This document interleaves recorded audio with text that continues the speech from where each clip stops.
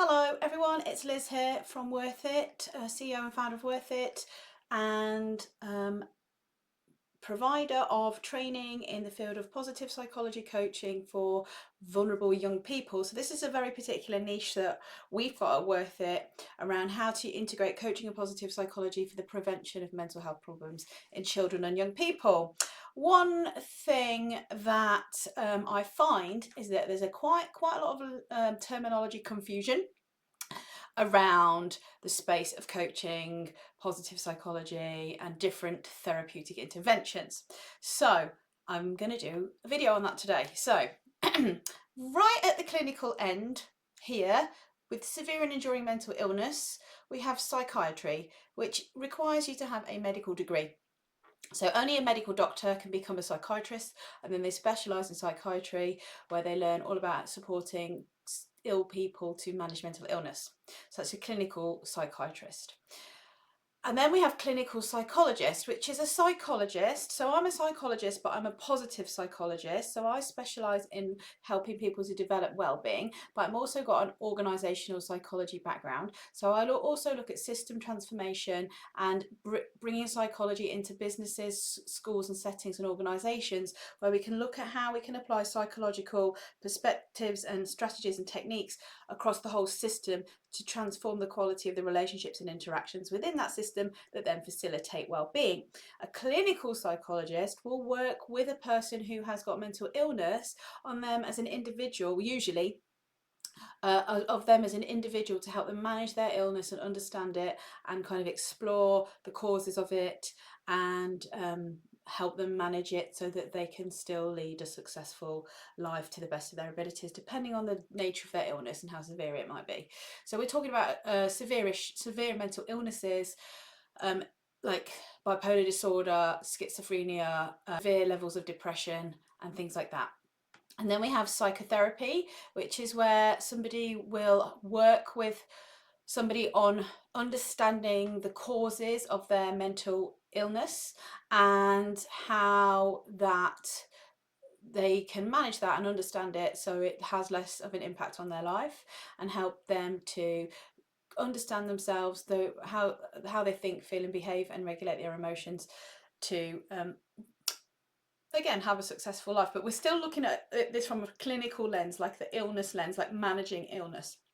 And then we have counselling, which, depending on your methodology of your counselling, can be very human-centred, person-centred and non-directive. So then it's again about helping a person explore how they feel about things and understand themselves better.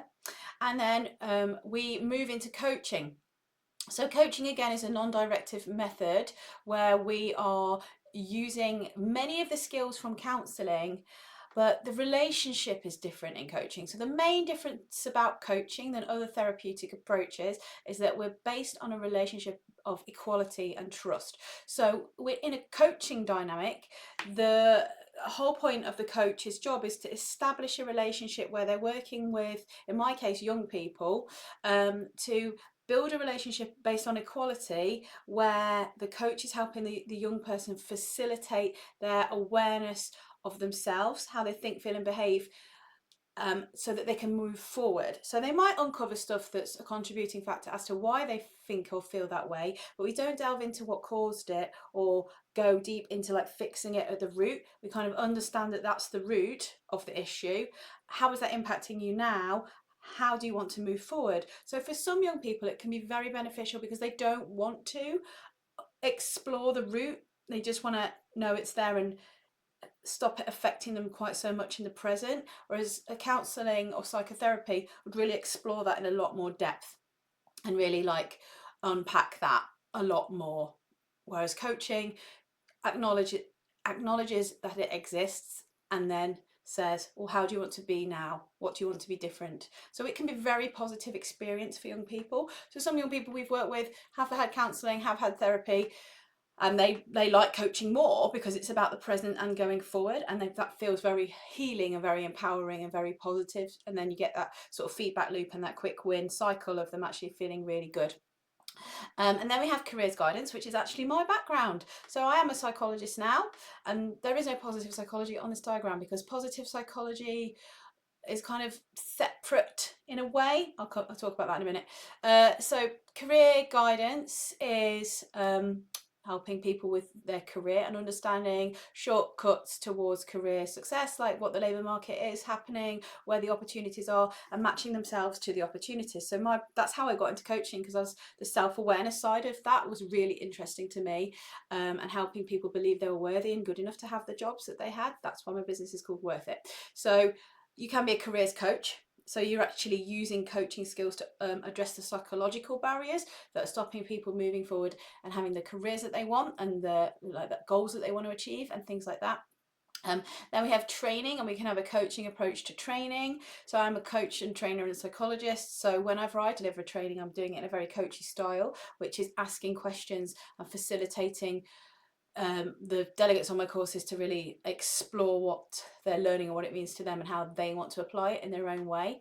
We have teaching and mentoring, also more directive. So a lot of people lump coaching and mentoring together. They're similar in some regard, like you still need to actively listen, you still need to ask questions. A mentor relationship is usually more long-term and more hierarchical. So a mentor usually has more knowledge and information that they can give to the mentee and create a shortcut. You might not do any work on like self-belief or confidence or anything, whereas it's more like that vicarious self-efficacy is developed from seeing your mentor do that thing. You think, well, they can do it, I can do it. So you're kind of learning through observation and thinking, well, they're a person that's like me, how can I be more like them? But the mentor might not have a coaching skill set.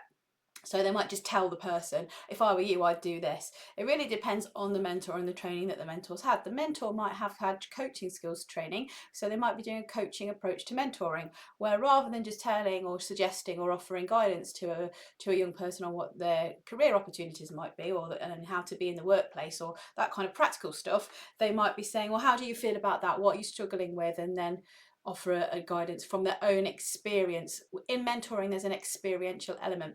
This is why I really struggle, on a side topic, but this is why I really struggle with peer-to-peer mentoring for mental health in schools. So I have a program, Wellbeing Ambassadors. I'll link to it above, but it's really popular and a lot of people come to it because they want a peer mentoring program. But technically I have an ethical issue with that, and technically it's not really mentoring because we're actually teaching coaching skills, because there's ethical implications around one young person offering suggestions and guidance on mental health related issues for a peer, whereas what we do with our peer mentoring, that's what's called Wellbeing Ambassadors, and not peer mentoring. It's about equipping young people with capacities and strategies and a coaching way of being and coaching skills so that they can help their peers understand more about well-being and like identify the strategies that help them. So again, you can have a coaching approach to mentoring. And then we can have teaching, which is a lot more instructional and imparting of knowledge. And I do a lot of training of teachers to use coaching. And one of the hardest things they find to change and like unlearn when they're wearing the coaching hat and taking off the teacher hat is having to know everything, like having to have all the answers. Whereas a teacher will have the information and try and impart that knowledge onto a student via very, very different coaching techniques, teaching methods, and then assess the knowledge that young person's absorbed. Whereas a coach, all the knowledge and all the resources are within the young person already. We are helping them facilitate their awareness that they have the solutions and resources already within themselves, and then we are supporting them to access those resources. So then what positive psychology does is it provides a whole toolkit of evidence-based resources and strategies and tools that are then amplified by the coaching relationship. So in a positive psychology coaching intervention, which is what I train people to deliver, the coach will learn coaching skills, and then they'll learn positive psychology coaching skills, coaching tools, which they then apply within their coaching interventions. And it's those positive psychology tools that are evidence-based that then enable the facilitation of well-being, but also the process of coaching itself facilitates the experience of well-being, because you're the way the relationship feels and the interaction that you have with your young person that you're coaching improves their well-being just through the experience of that positive relationship with a supported, trusted adult. So, and through that relationship, they'll experience positive emotions, and they'll feel pride, and they'll feel that they're moving forward, and they'll find their own solutions, and they'll build confidence and self-efficacy and self-awareness, and all of those then help them have this improved well-being and resilience. So that's how coaching fits with other interventions. So you might be already a counsellor, you might already be a teacher or a careers advisor, and you might be wanting to add another string to your bow. And coaching can really be an umbrella way of working that supports a lot of other therapy, like other methodologies and other styles, like maybe mindfulness or group work facilitation or careers guidance or mentoring or even sports coaching. All can use like coaching psychology and positive psychology to increase, like create a framework around the nature of the relationship that's going to improve outcomes for the young person that they're working with, and then a whole toolkit of evidence-based positive psychology resources that then really equip that young person with tools for how they want to think, feel and behave, how they want to understand themselves and how they want to interact with other people, that then help them navigate all different challenging situations that they're in, and improve their resilience and well-being. So if you're interested in finding out more about my approach to coaching, then I have a free course. You can go on the link below on the YouTube page and access the free Introduction to Coaching Skills course. And there's a case study in that course as well about a teacher who's used coaching and how it's impacting his work in his school. And then I also have lots of articles on the website, so please go and have a look at those. And also my own accredited coach training course where you can learn positive psychology coaching to coach young people that you work with and support in your role as any of these things or anything else.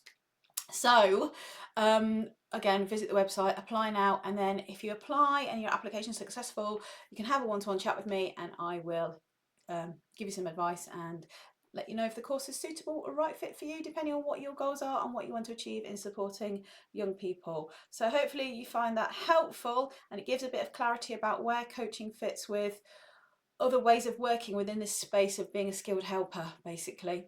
So I'll see you again soon.